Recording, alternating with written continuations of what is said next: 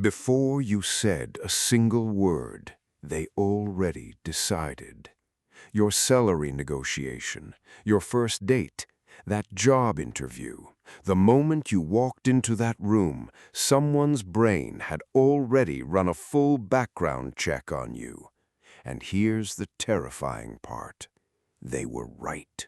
Princeton psychologists Alexander Todorov and Janine Willis ran an experiment that changed how we understand the human brain.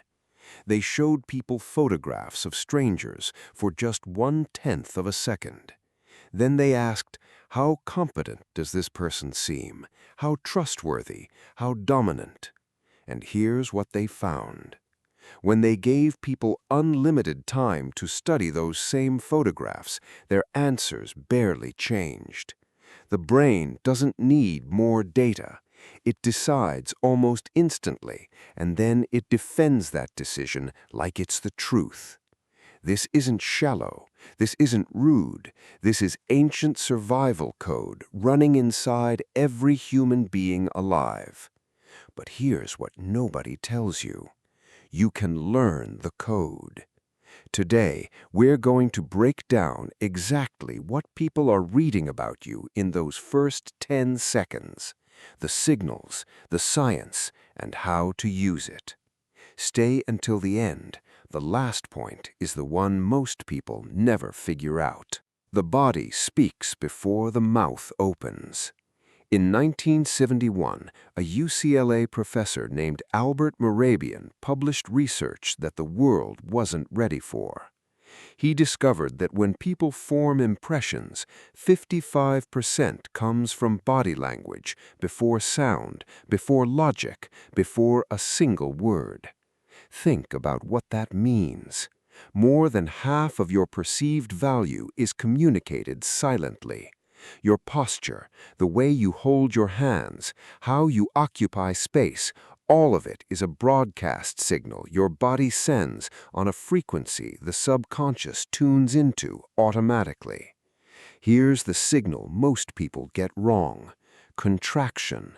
Shoulders slightly forward, arms crossed, making yourself smaller. The brain reads that as one word, threat. Not to others, but to you. It reads submission, low status. Now flip it. Shoulders back, chin level, movement that is unhurried. Same person, completely different value signal. The body is always talking. The question is, what is yours saying right now? The voice frequency test. By point 4, you'll understand why some people command respect the second they enter a room without doing anything at all. Here's something most people never think about. Your voice has a frequency, and people rate that frequency instantly. Research from University College London found that voices with a slower pace, lower register, and deliberate pauses are consistently perceived as more intelligent, more confident, and more high status. Think about every powerful figure you've ever admired: a brilliant professor, a CEO who commands a room, a leader you trusted. They don't rush their words. Speed is the enemy of authority. When you talk fast, your brain is screaming one thing to every listener in the room: I'm nervous, I need your approval. The next time you're in a high-stakes conversation, slow down by 20%. Drop your register slightly. Let silence do some of the work. Watch the room change. The waiter test. There's a billionaire in Silicon Valley, I won't name him, who built an unusual interview process. Every job candidate was taken to lunch, but the real interview wasn't at the table. It was at the entrance. He was watching how they treated the parking attendant, the host at the door, the person who poured the water. Because here's what he understood. How you treat someone who can do nothing for you is the most accurate X-ray of your character ever invented. And other people feel this unconsciously. When you walk into a room and you acknowledge everyone, not just the most important person.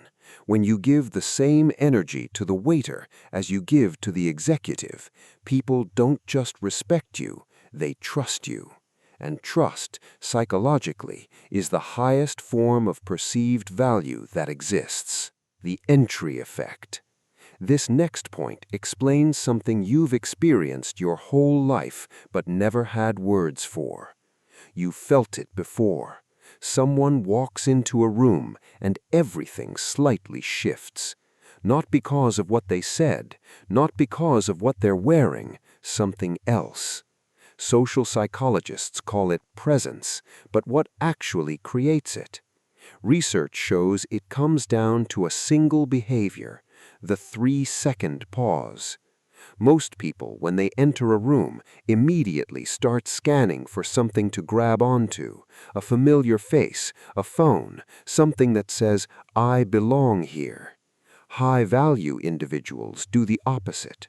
They pause at the threshold. They look around calmly. They let the room come to them.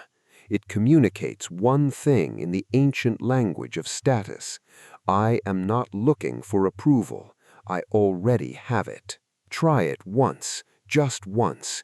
You will feel the air in the room change. How you respond to discomfort. There's a scene that plays out in every high-stakes environment. Something goes wrong. A deal falls through. Someone says something cutting. Unexpected tension fills the room, and everyone looks at someone. Not always consciously, but they look. Because in that moment, the person who stays regulated, calm, measured, breathing, becomes the most powerful person in the space. Psychologists call this emotional regulation under social pressure, but the brain doesn't use those words. The brain just flags that person as safe, stable, high value. Anxiety is contagious, but so is calm. When you learn to sit in discomfort without broadcasting it, when you can let silence be silence without rushing to fill it, people around you begin to feel something they can't name. What they're feeling is, this person knows something I don't. The appearance signal, and why most people misread it. Let me say something that might challenge you. Appearance matters, but not the way people think. It's not about brands, it's not about beauty, it's about intentionality. People don't judge your clothes, they judge whether your clothes suggest you thought about it. Research on the red sneaker effect, published in the Journal of Consumer Research, found that people who deviate from dress norms in deliberate, confident ways are rated as higher status, not lower.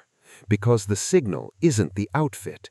The signal is, I am so secure in my identity that I don't need to follow your rules to be taken seriously.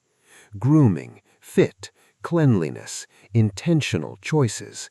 These say, I respect myself enough to take care of what I can control. And that is deeply, profoundly attractive to the social brain. The invisible signal. This is the one nobody talks about, because you can't fake it, you can't Google it, you can't buy it. It's the signal underneath all the other signals. Here's what science keeps bumping into when they study charisma, magnetism, and perceived value. The people who are consistently rated highest aren't performing confidence, they've simply stopped seeking approval. There is a quality in a person whose self-worth is not on the table in that interaction. It radiates, it's visceral. People feel it and they can't explain why, but they lean in. Psychologists call it self-referential security. The person whose self-worth is not on the table in that interaction. You cannot manufacture this, but you can grow into it by proving things to yourself in private, over and over, until the audience in your own head goes quiet. That is the real work. So, here's what we've covered. Your body speaks first. Your voice broadcasts your state. Your treatment of others reveals your character. Your entry creates your narrative. Your stillness under pressure signals your power. Your intentionality shows self-respect. And underneath everything, your needlessness is the thing people feel before they can even name it. 10 seconds. That's all it takes. But here's the thing. 10 seconds is also all it takes to change. Not with a new outfit, not with a new script, but with a decision made quietly to start carrying yourself like someone who has already done the work. Because the world doesn't wait for you to announce your value. It reads it.